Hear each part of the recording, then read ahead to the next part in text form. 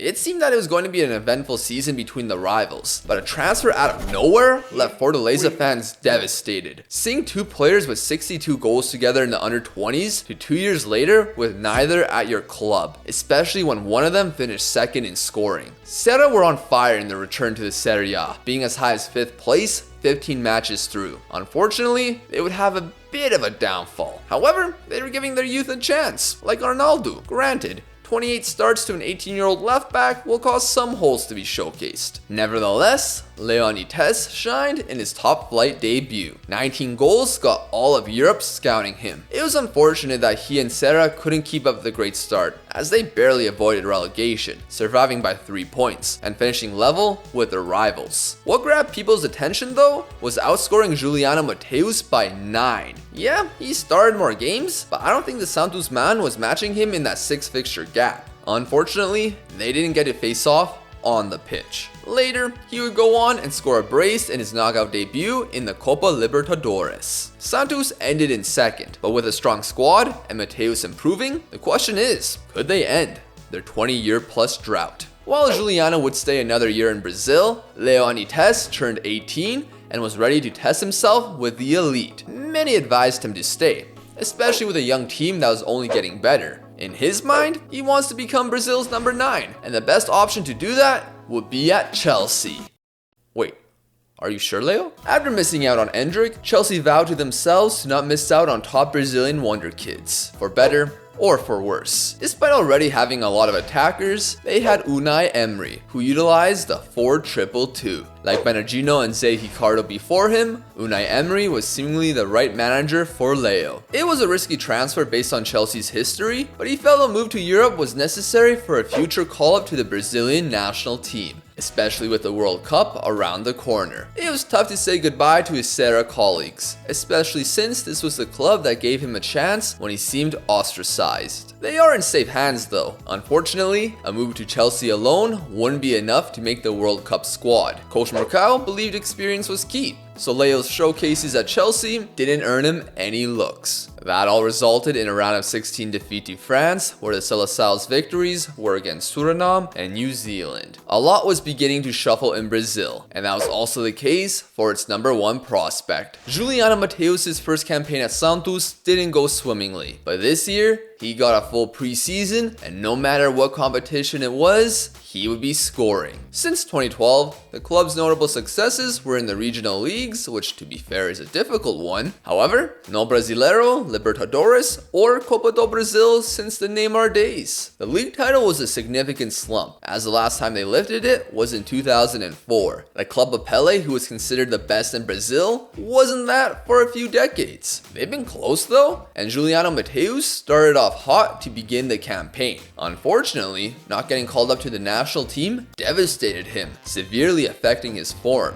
While the tournament was going on in June, he wouldn't score once until late July, which to be fair was a massive brace against Atlético Paranaense. Santos were undefeated during this run and were becoming impossible to catch up to. In the other competitions, there were more challenges. In the Copa do Brasil, it's never easy. Even Série D side Brasiliense, who has the greatest badge in the country by the way. If it wasn't for João Victor's 78th minute goal in the second leg, this could have gone to penalties. Palmeiras in the 4th round was tight as well. Losing the first leg away, they were able to match the score in the second and win on pens. The quarters versus Botafogo weren't simple either, but a pair of 2-1 wins sent Santos to the semi-final. In the semis, they would face Red Bull Brazil.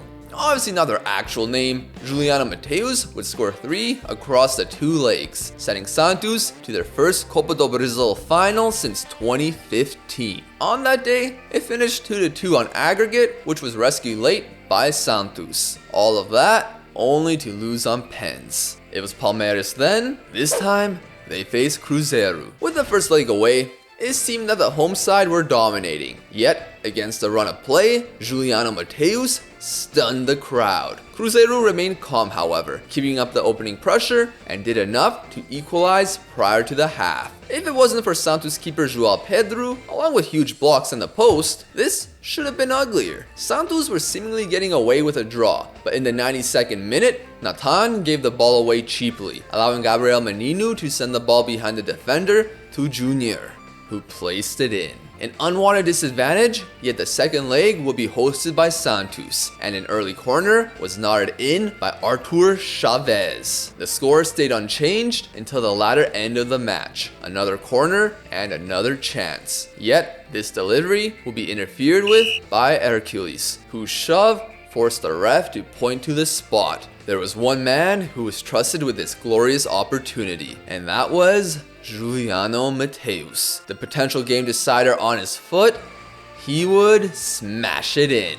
Celebrations were jubilant, but off the restart, Santos won the ball back but became too cute with it. That allowed Cruzeiro space to shoot, and Nathan, who was everywhere, would put his body in front of the ball, deflecting it into his own net. So like in 2015, Santos' fate was obstructed by pens. Unfortunately for Juliano, he was subbed off prior, so he could only watch. Despite the stakes, both sides remained composed, as the keepers were stopping nothing. 5 players through, 5-5. 7 shooters, never in doubt. On to the 9th, Ezequiel Fernandez sent the keeper the wrong way, while Anderson Jesus hit it into the side netting. Now, it was the final shooters before the keepers, and Sequeira was able to give Santos yet another advantage. Hercules on Cruzeiro's end wouldn't show incredible strength, as Santos won the Copa do Brasil, their first trophy in almost 15 years, and Juliano Mateus' 6 goals in the competition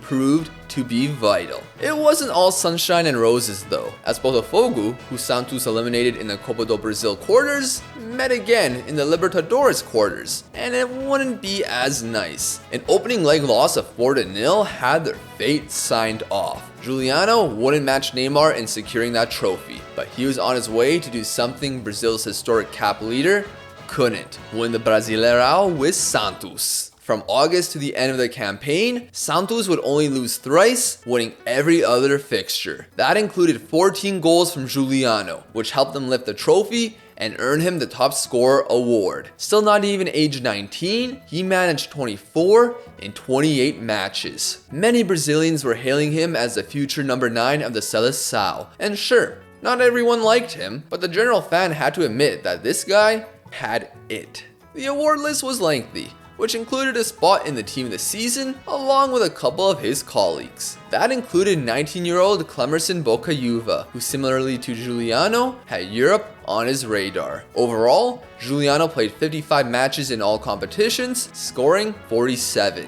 Combining the Brazilian-related fixtures, in 3 years, he ended with 100 goals. Interest was high in him, and in January of 2027, he was ready to move to Europe.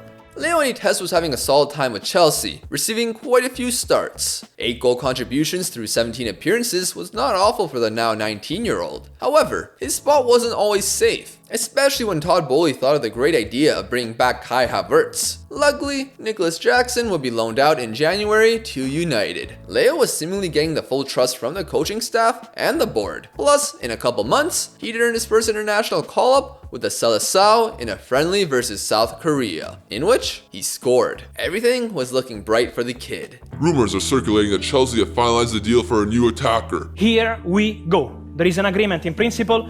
Chelsea Would like to announce the transfer of Juliano Mateus.